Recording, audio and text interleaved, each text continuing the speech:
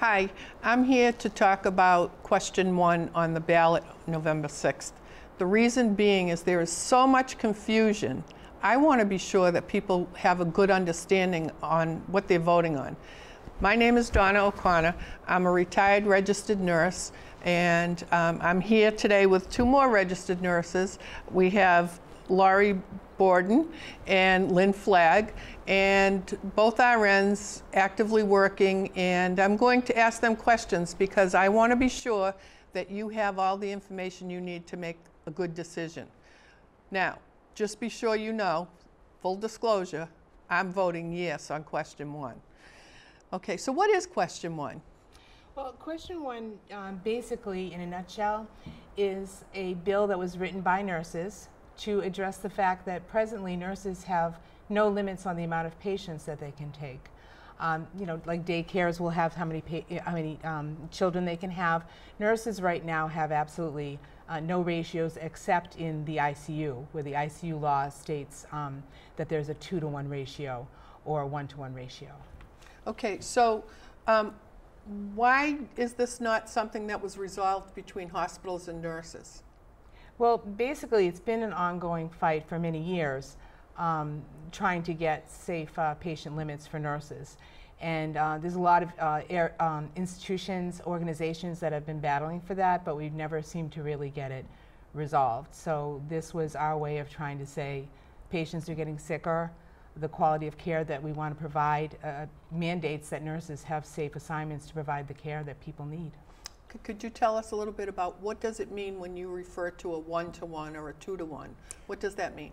So right now, as Lynn said, there are no limits on how many patients can be assigned to one nurse. So when we say a 1-to-1 or 2-to-1, or in the case of like units, floor units, we are recommending 4 patients to 1 nurse. And as Lynn said, that these patients are becoming much more, they're sicker, they require more. Nurses are asked to do more education, ambulation, discharges, and teaching, and with their new electronic medical records, we just can't keep up.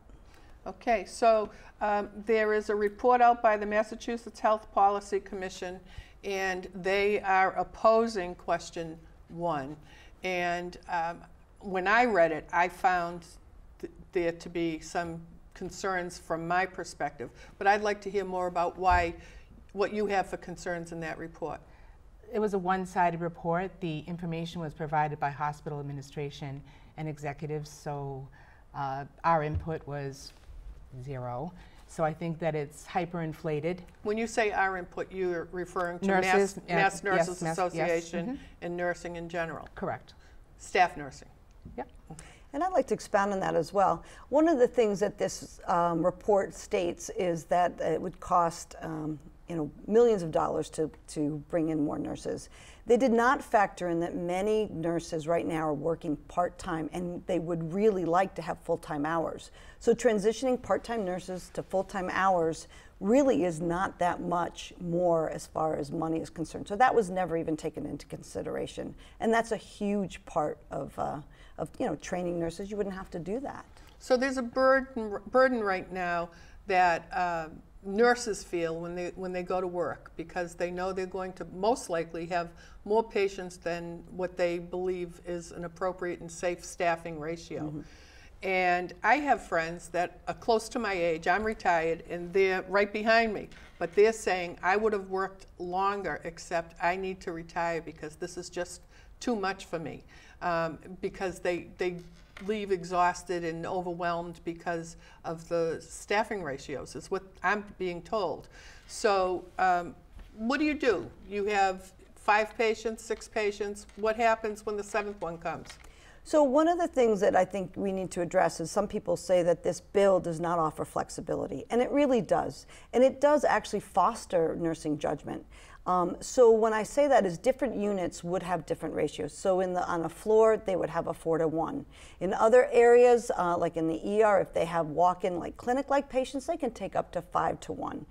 So it really does change depending on what unit you're in and the acuity of your patients, which would all be determined through a committee that hospitals would be mandated to set up with the input of nurses to determine those numbers. So there'd be a vehicle for collaboration. Absolutely. So that nurses have a voice and can Correct. really discuss what's safe and what's not safe. Absolutely. Yes. What have you been doing now?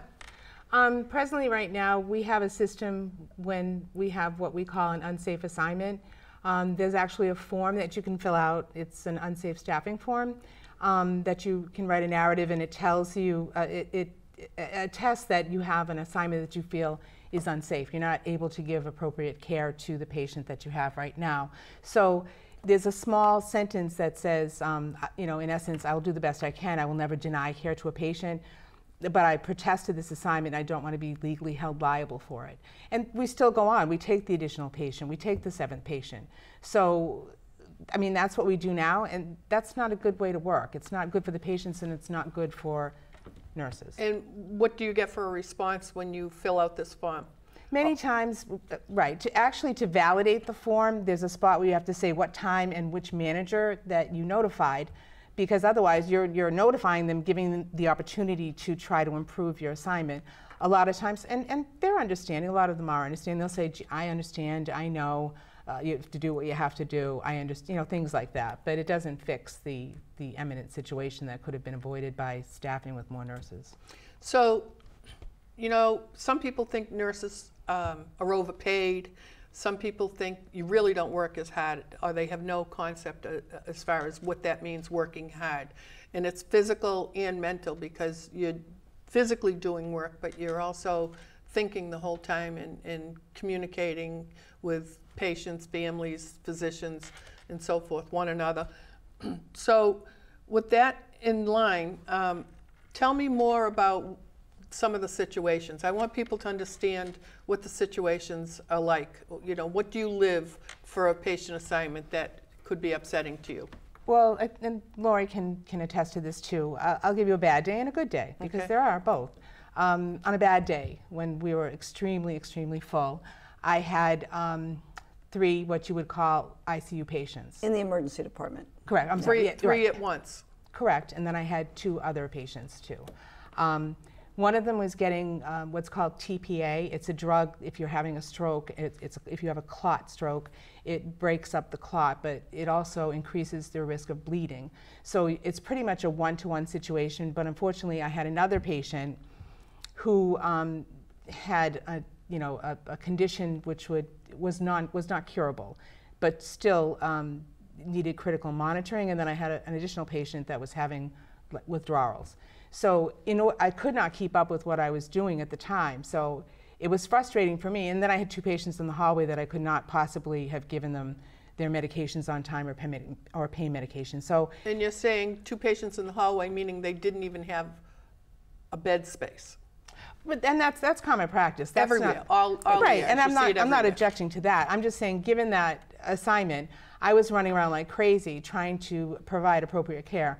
I mean, luckily the woman that got TPA, who's a younger person, I say younger, she's 40s, but she actually did very well. But the other person that had the brain bleed, end stage cancer, I didn't feel like I provided what I could have and what I should have, and the other person, I just really didn't have enough time to, I think, manage them the way that I wanted to. So that was a bad day. And how does that make you feel when you go home? Oh, it's horribly frustrating. It's, you know, you have nightmares, you know, saying, gee, if I had done this, oh, if I had gone faster. You can't go faster. You go faster, mistakes happen, you know? And we get that. Both Lynn and I are on the union board at UMass. And one of the things that we do, we get floor nurses who come in, and I will say close to tears, men and women, and who are just, I can't do it. I can't keep up. Nurses are fantastic multitaskers. We really are. But we also really want to do the best job that we can. And we get nurses into our meetings who say, I just can't do it. I go home at night, I lie awake, I think about, did I make a mistake? Did I give the right med? Oh my goodness, that med was not on time. Oh, I didn't bathe them. I didn't get to feed them. I didn't, I didn't do the little things. I didn't answer their call bell on time. And I know that sounds kind of like a little thing, but it's huge when you make those connections with the patients, or in many cases, you don't make those connections with the patients. So when you describe these situations, and you refer to the fact that you are from UMass, UMass Memorial, you're giving scenarios that occur in all hospitals across the state, not just at one hospital. Absolutely. I mean, if you put other nurses in your, if we had other nurses in your seats, they'd be giving the same types of stories, because as you're talking, I'm recollecting things from my career that were very similar to what you're describing. So I just want everyone to know that this isn't particular to one hospital. This is particular to pretty much most hospitals. Absolutely. We were just at convention listening to the stories that other nurses from other facilities were saying the same thing. You know, give us, you know, safe limits and we'll shine, you know what I mean? Now you talk about ICU patients where there are patient limits now. How did that come about, and how is that working? The same way that we're trying to get this. I mean, it was very similar. Very similar, except I think this has a little bit. It's very similar in the design. You know what I'm saying? But it has broader implications because there's actually a spot where they will be fined. Right now, the ICU law is the hospital would be fined. Correct. Which has a little more, as we say, teeth in it. Mm-hmm. Right now, the ICUs are 1-to-1, and the nurse can accept a second patient if they feel that it's stable. And nurses are reasonable people, you know what I mean? If you think one person is stable and you want to accept another one, we're generally willing to do that. And I think that's what has put a lot of fear into the hospitals, is that they're afraid that they're going to incur a fine. And I just want to say too, this fine, I hear a lot about that, you know, oh my goodness, up to $25,000 for a fine. And I think that one of the fear tactics that's out there is that if one day I've had, you know, to get back to your earlier question, if I have 4 patients and I get a 5th patient, oh my goodness, do I get a $25,000 fine? No, you don't. You don't. And really that fine is imposed, and much lesser fines are imposed or considered when you have a consistent abuse of unsafe staffing. So if you end up, for instance, if you have what you believe to be safe staffing, what the hospital, what your acuity committee decides is safe staffing, and all of a sudden, heaven forbid, you have a multi-casualty incident, or everybody has the flu and staff calls out, and so you're short-staffed, you do not incur a fine. Absolutely, because the hospital made an attempt to staff appropriately. And when the unforeseen happens, like we do now, you get an MCI, mass casualty incident, or multiple traumas or strokes, we step up and we do what we have to do. But if you start off unsafely staffed in the beginning, where do you pull from? Where are your resources? You don't have any. Mm-hmm. Are there hospitals that have this safe staffing in place now, anywhere in the state? Actually, Lori has more experience about knowing some people that do that. So we are fortunate. I mean, many hospitals are union and do have some numbers in their contracts. We believe our staffing limits are too high, and we've regularly tried to correct those and have not been able to get the appropriate staffing ratios. And I think that it's important to say, you had said, do all hospitals have the same experiences? Those hospitals that don't have unions don't have those protections. And I've heard about a lot of small community hospitals that have 8, 9 patients on a floor. So to actually answer your one question is, there are some hospitals, like Beth Israel, I believe is one, and Mass General. They have on a floor 4-to-1 ratios. They have some of the highest patient satisfaction. They have some of the highest nurse retention, and they have some of the lowest patient readmission rates. So the way I look at it, and I've said to Lynn, this is like a case study that's already happening, and I can tell you they make a profit. So in these hospitals where they have this safer staffing already in existence through their own autonomy, you're saying that there are less complications, less readmissions? Is that what I'm hearing? Absolutely, and I think that comes back to that report about the cost that it would to implement safe patient limits. There is a no or lesser reimbursement from insurance if you have an inappropriate readmission. There's a study on CHF readmissions. Congestive heart failure I'm readmissions. sorry, right. Yeah, sorry. Congestive, yes. And Hospital-acquired infections. When nurses are worried, harried, and have too many patients, that's when you see an influx of the readmissions, inappropriate readmissions, coming back in for the same thing too soon, or other infections that you might acquire in the hospital. So that offsets the cost of it also, of implementation of safe limits. So do you believe you have time to do patient teaching now? Absolutely not. And that's critical to preventing readmissions, is to be sure that your patients are educated enough before they leave the hospital. So that is a key to their success. Correct. For staying out of the hospital, which at that time the hospital gets paid more money by keeping patients out of the hospital than they do for the readmissions. Yes. And that's what it's followed by the Department of Public Health. Correct. We've talked a bit about California a little bit, but when you think of California, in the report it makes it sound like it's all doom and gloom, the Health Policy Commission's report, that there's all doom and gloom out there and that things aren't working. What's your perception, and what do you have for communications with nurses in California? I have a few friends that work out there. They actually love it out there. I mean, nothing is perfect. They have safer limits. They enjoy their job. The health insurance is a little bit less than Massachusetts, which speaks for itself because the cost of living out there is much higher, but their insurance is a little bit lower per person, per family member policy. Also, unfortunately, the ad that recently has come out about holding the wall, they rebut that. Holding the wall, I don't know if people have seen that commercial, it means that if ratios were the way it was, an ambulance would come into the department and they could wait for hours if nurses were at the ratio. That makes absolutely no sense because we have no limits right now. We never refuse an ambulance. Same thing about a patient.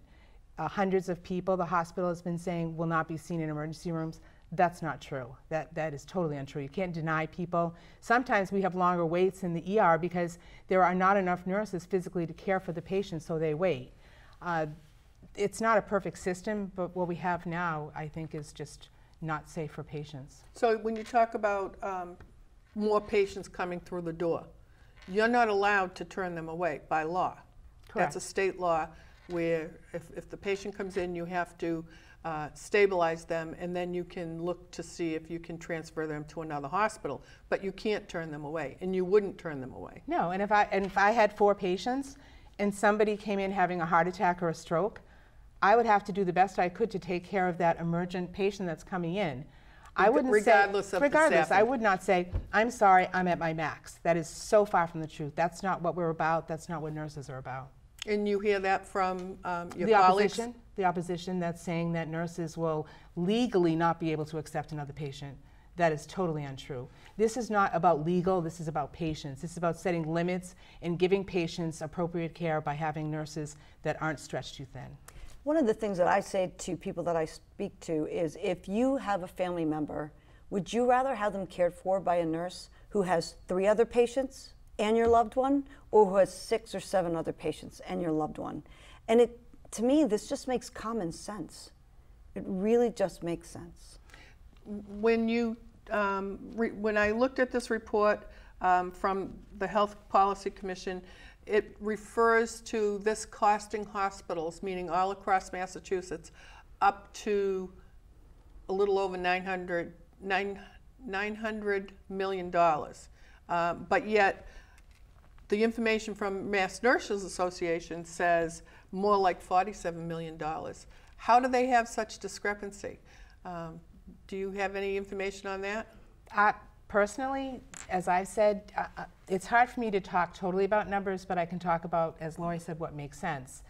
If the Commission's report was given by hospital executives, what do you expect it to say? And if there wasn't input from other people, what do you expect it to say? Take into account everything that we've said about, less readmissions, and the fact that, I wonder in that report if they're also talking about fines that wouldn't be incurred. I mean, I think there's a lot of things. It was a quick report, and it's coming out just in time. If we want to have a rebuttal, we wouldn't have a rebuttal until after the vote. You know what I'm saying? So unfortunately, it's come to a vote. So you can't have a summit. You can't, you know, Correct. collaborate. You can't come to, you know, put some heads together from both sides to come up with the best solution. And nurses have tried to do this for many, many years, and it wasn't working. That's how it came to a vote. Absolutely. Needing to call the attention to patients and family members. I read somewhere in Mass Nurses Association information that the $47 million, if it were the $900+ million, it would mean $300,000 approximately per nurse. I wish. Added. Don't you wish you made $300,000? I wish. I wish they made $300,000. And if you really want to take that $900 million, my first response to that number, which I don't believe it is accurate because of all the reasons that Lynn and I have both said. And that's their high limit. That's their high limit, is, oh my God, are we really short that many nurses? Right. So that's my first response. And the second part is, if you have that many extra patients, the hospital still gets paid for those extra patients. Excellent Correct? point. Yeah, So that's a great point. someone's paying for that patient to be there, whether it's the patient out of pocket or the insurance company. Someone's paying for that patient to be there.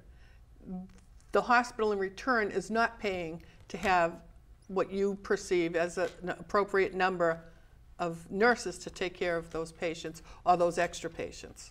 Is that Correct. easy Yeah. to understand? Yeah. So the money goes somewhere that's already there. And it brings us to, hospitals are struggling financially. Some hospitals more than others. And I think there are reasons for some hospitals to be struggling more than others. And usually it's the smaller hospitals that are struggling. Why do you suppose that those smaller hospitals are struggling? Is it because they have too many nurses, they don't have enough nurses, or is there another reason for that? I think it comes down to really about the financial ability of the smaller hospital to supply services that sicker patients require. A smaller outlying facility, a community hospital, will not have a GI specialist, an orthopedic specialist, a neurology specialist. They're supplying simple basic care, and then the patients are transferred to a larger area like UMass, where they have all those specialties to be serviced. You wouldn't have those specialties at the smaller hospitals. So the money doesn't, the profit for the testing or that type of care doesn't go to the community hospital the way you would expect or see in a bigger hospital. They don't do bypass surgery. They Correct. don't. Right. They don't do the complex testing there. So it seems that the financial issues with hospitals is very complex, and much more complex than how many nurses do we need. It's way above my pay grade. Your But it's- $300,000 pay grade? But it's more complex than nurse staffing. Absolutely. And we talked last week at convention to one nurse who, you know, at first her community hospital shut their pediatric services a couple of years ago, and then they've shut another service, you know, a year ago. And then they're getting rid of their CNO recently. So it's just that their CNO is your chief nursing operator. Sorry. Chief nursing all the officer. nursing lingo. But so you know, some of those things they just start to say, we don't have the patient population to keep up with these. So these hospitals are dealing with them now. And again, I think you made a great point. It's not necessarily nursing issues that are causing these small hospitals to not make it or to make it. You have a outsprouting of all of these urgent cares. You have these surgical centers that are now extracting patients into small specialized sites. So there's a lot of, I mean, it is very complex. But this is not that complex. We just want to do, as a nurse, we want to take better care of our patients. And I think Lori brings up a very good point as you opened that door, Donna, is another fear tactic is that the hospital association behind the NNA ad is saying that hospitals will close. You'll lose your community hospital. Well, community hospitals have been closing because of the very reasons that we're talking about. And some places will be mandated to stay open because they supply a certain community and with needed services. Hubbard in Webster, I used to live in Webster, Hubbard closed, and it wasn't anything to do about paying more nurses. They couldn't, you know, support the hospital with services, so it's closed, and it's now just an emergency department with a like a rehab area. And that had nothing to do with hiring more nurses. And that's one thing that's so frustrating, is when you see, instead of asking people to look at what's right and what's wrong, they're just scaring people into, you need to vote no, otherwise you will not be seen in the ER, your hospital will close, your insurance will be skyrocketed. That's not the way to have people go to the polls informed, to scare people and to confuse voters. So is it fair for me to describe it as you wish that the ads were more accurate and forthcoming? Absolutely, 100%. Okay, so let's go back to these first responders, because I'm haunted by this first responder leaning against the wall. Have you gotten any feedback from first responders? I've been split with what I've heard. I think a lot of them have bought into the fact, and I think that there's also a lot of them that realize that we won't not let them offload a patient because we've reached our max. And that wouldn't happen. No, it doesn't happen. It doesn't happen now. It doesn't happen now. Why would it happen if we had more nurses? Right. That's a great point, Yeah. because I mean, as we've said along, especially the emergency department, waits right now in all emergency departments can be hours and hours and hours. Waits for, if you have a paramedic or an EMT who brings in a patient right now, if I'm busy with 4 or 5 other patients, I don't have that split second to stop everything and go get reports. So I may make them wait now. So, a few minutes, and they're very understanding. Right. So let's make it better. We have a tool, we have a law here that we want people to vote yes on, because we want to make it better. Okay. I think it was Julie Pinkham, who is in MNA. What's her title? She's the executive director. Yeah, executive director. director. So the Mass Nurses Association executive director, I think I'm reading a quote from her where she says, "There's no autonomy for nurses to make decisions about how much care their patients need." Do you feel that way? You know, I don't. I mean, I think that as nurses, we're pretty independent thinkers. And right now, and we are very good at making things the best they can be. Doesn't mean that they're as good as we would like them to be, and that's what this law is about. But what she was saying, what Julie was saying, we don't have autonomy. That was another thing in the ad. Not related to you in your into work, the law. but into correct. Collaborating with senior management regarding your ratios. We don't right now. That's okay. I apologize. You misunderstood. I misunderstood the yeah. question. So in the ad, one of the nurse executives dressed in scrubs says that, that's true. Yep. So she says, don't Say do that this. one more time. The nurse executive is dressed in scrubs? The nurse executive administrator wearing a scrub top says that this, in her ad, was saying that this is bad for patients. Don't take away the nurse's autonomy to make decisions. I have no decision right now how many patients I have. I have no say in that, unless I work in another area of the hospital that has a set ratio. Right now, I don't have that ability. Which is only the ICU. And you were referring to nurses being creative at making things work, and accomplishing the task that needs to be done, and triaging what's the most highest priority. Good word. I think that's what you were saying. We do make it work now, but we can make it work better. Now, we have less than a minute left, and I just wanted to mention that you have a lot of support from senators, congressmen, and women, and state reps, state senators, healthcare organizations, and community groups. So just to mention a few. So although the report gives information, some of the information in this report is from physician articles, not from nursing articles, but that's what they based their facts on for this report. So all I can say is I hope this was helpful to you. November 6th, get out and vote, and we hope you vote yes on question 1. Thank you very much.